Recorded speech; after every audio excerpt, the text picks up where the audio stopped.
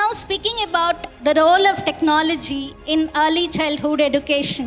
Right from the morning, there were many speakers and there were many panel discussions where we discussed the pros and cons of using technology in education. So having been in EdTech for the past 2 decades and having been the pioneers in technology-enabled learning, I would just like to make a small comment here before proceeding with this topic. So technology cannot replace a great teacher. Technology can replace hundreds of ordinary teachers, but a great teacher can never ever replaced by technology.